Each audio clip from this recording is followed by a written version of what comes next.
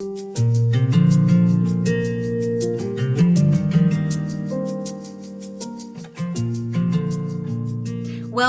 to the Women's History Month celebration event, Women Rising, sponsored by the Office of Inclusion and Multicultural Engagement. This past year, faculty, staff, and students have had to adapt and find ways to thrive during an unprecedented world pandemic. This has left many of us confronting unique circumstances, tapping into our reserves, and persevering in the best and safest way we can. Since last March 2020, there's no doubt we've been adapting. Yet this March 2021, we would like to honor our own, those faculty and staff who have risen to the occasion to keep Cleveland State University open and operating. To those who have kept us safe, whether sanitizing the surface of public spaces and our classrooms, to those patrolling the campus, keeping the university protected while many of us work from home. To those behind the scenes that are processing documents and fielding student inquiries, to our faculty who quickly adapted to a virtual academic space, and of course, our senior administrators who are strategically ensuring the vitality of Cleveland State University every day. And we mustn't forget our students. We must celebrate them. They've had to navigate the pandemic by being socially distant and adapting to a virtual learning environment that at times is very isolating. This video presentation celebrating Women's History Month, once again entitled Women Rising, is to honor and recognize all of the women in Cleveland State University. We thank you. Please enjoy.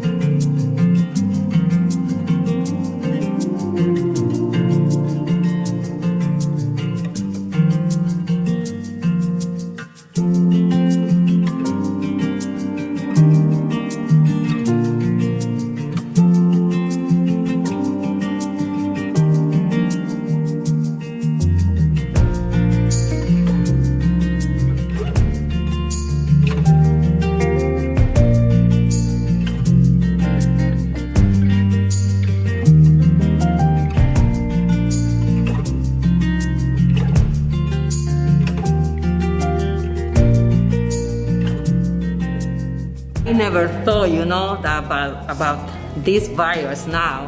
So now we have to go above and beyond, come here. I feel like every day when I came to CSU, we had to fight something. And of course, we had to fight the virus.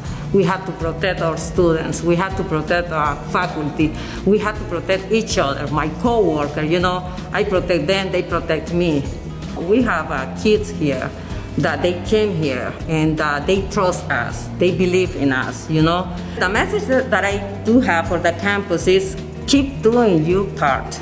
If I'm doing my part, you just keep doing because you guys are doing great. Good afternoon. I'm Dr. Mitty Davis-Jones, and I am the Interim Director of the Diversity Institute here at Cleveland State University. Congratulations to every woman present who was nominated for recognition today. It is truly an honor when one's coworkers are moved to advance their name to the rest of the university community as worthy of attention during Women's History Month. This is a Women's History Month like no other. 2020 marked the 100th anniversary of the 19th Amendment, giving women, basically white women, the right to vote, and it was the year that the pandemic took hold in the middle of March. Cleveland State had the good fortune of holding its Women's History Month that year on March 5th, thereby averting the pandemic. The description of this year's celebration acknowledges the pandemic, however, in this way. It is to recognize and showcase women employees of Cleveland State University who have risen to the occasion to keep the university running and operating during the pandemic. From custodial workers to the senior vice presidents, our goal is to create a celebratory space for those who have kept us strong by rising to the moment. Based on that description, many people meet this criterion who may not be singled out for recognition today.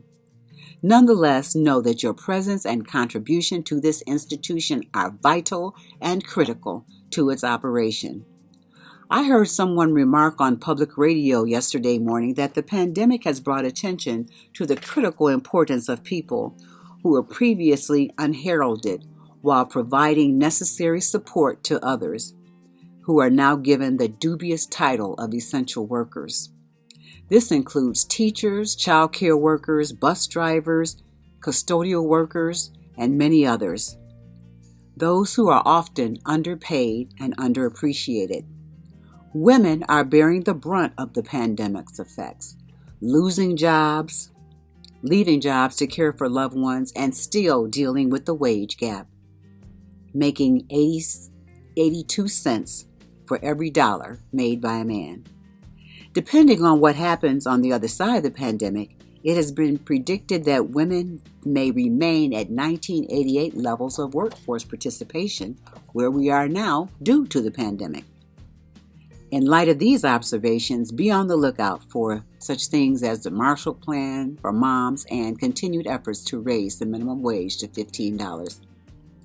But this is a time of celebration, so why focus on these gloomy facts? We do have much to celebrate. We celebrate the fact that Kamala Harris was elected as the first female vice president of the United States, as well as her race and ethnicity as Black and South Asian. We celebrate that there are 141 women in Congress, although that's still less than half. We celebrate that there are 9 states led by female governors and over 1,300 women leading cities with populations exceeding 30,000. Within the last 2 months, 2 Black women were named presidents of Fortune 500 companies, Roz Brewer at Walgreens and Thasunda Duckett at TIAA, thereby growing the ranks of women heading Fortune 500 companies to the whopping number of 41. These numbers and other indicators suggest that the glass ceiling has not been shattered, maybe cracked a little bit. Sometimes it seems more like a concrete ceiling, where a few holes have been punched through. But as employees, at this institution of higher learning, we can have an impact on the future of our entire society, including women, our students, and our co-workers. Ladies, you can make a difference. Honorees, you have made a difference. Kamala Harris famously said that, and I quote, "I may be the first, but I won't be the last." Sometimes it's beyond your control, and I can attest to that. But do what you can to uphold that statement. You should not be the last woman recognized for her work. Be conscious of the reality that some of our female students may face various issues, but maybe you can contribute to their being the first and not the last. Consider the words of Roz Brewer in a 2015 CNN interview, where she said, "Every now and then you have to nudge your partners," and I would say in our case, co-workers. "You have to speak up and speak out." I try to use my platform for that, she said. I try to set an example. Ladies, use your platform. Speak up, speak out, set an example, and please continue to rise. Thank you for joining me today for this presentation. I hope that you'll enjoy the rest of the event. And again, sincere, much deserved congratulations. Hello, my name is Jillian Keller, and I have had the honor of being at the helm of the Women's Center for over 10 years. Today, as we celebrate Women's History Month and Women Who Rise, I would like to share a bit about a woman who made an indelible impact at Cleveland State University, Dr. Mary Joyce Green.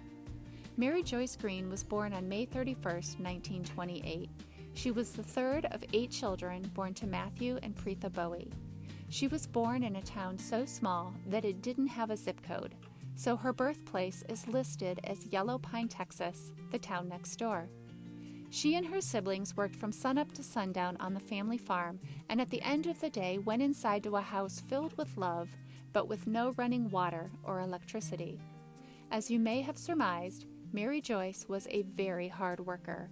She graduated from high school at age 15 and went on to attend Wiley College, the same Wiley College featured in the film The Great Debaters. While at Wiley, Mary Joyce joined Alpha Kappa Alpha Sorority Incorporated and graduated at age 19 with degrees in sociology and education. She soon began working as a high school teacher and wore her hair up in an attempt to look more mature, because she was 19 and the age requirement to teach was 21. She was eventually found out and had to resign. As you likely guessed, she was undeterred. Mary Joyce then moved to New York City, where she trained as a dancer and worked as a model and actress. She was even the understudy for Ruby Dee in A Raisin in the Sun. After leaving New York, Mary Joyce married Charles Green, and the couple relocated to Cleveland. Once here, she had 2 children and continued her career as a dancer, performing with the Caramoo House Dance Ensemble before deciding to return to college. She went on to earn a PhD from Case Western Reserve University with a focus on the sociology of poverty. In 1966, Mary Joyce became the first female faculty member in the CSU Sociology Department.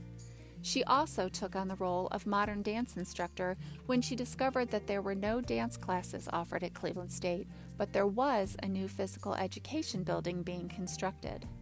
By teaching dance classes, she ensured that a dance studio would be included in the new facility. As if teaching full-time in the sociology department while creating a dance program and being a mom of 2 wasn't enough, Mary Joyce also designed the first women's studies major in northeastern Ohio, created the Women's Center, served as interim vice president of Minority Affairs and Community Engagement, and served on the board of directors of over a dozen local nonprofit organizations.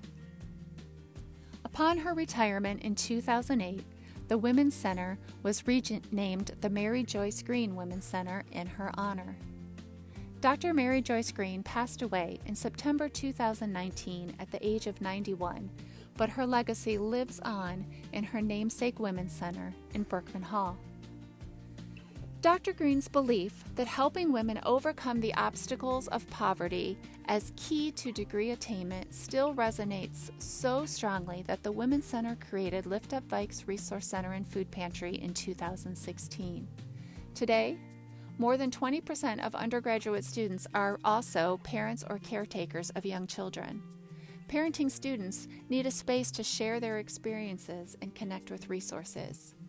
From our weekly superhero support hour to lactation rooms around campus and so much more, the Women's Center is here for you. Whether you're a first-year student, a graduate student, a mom trying to do it all, a returning learner, faculty, or staff, the Women's Center is a place for you to gather and grow, and a place where the prevailing voice is female. The Mary Joyce Green Women's Center is here to advocate, educate, encourage, support, and inspire. We are your partners in celebrating the diversity and intersectionality of womanhood, and we strive to assist every woman in realizing her full potential. Just like Mary Joyce Green, the women of CSU have always done what they had to get the job done. In that spirit, I want to extend a sincere thank you to the many women across campus who rose up and went beyond the call of duty throughout the last year. From housekeeping to healthcare, counseling to IS&T, and all of the other hard-working women in between, we appreciate you.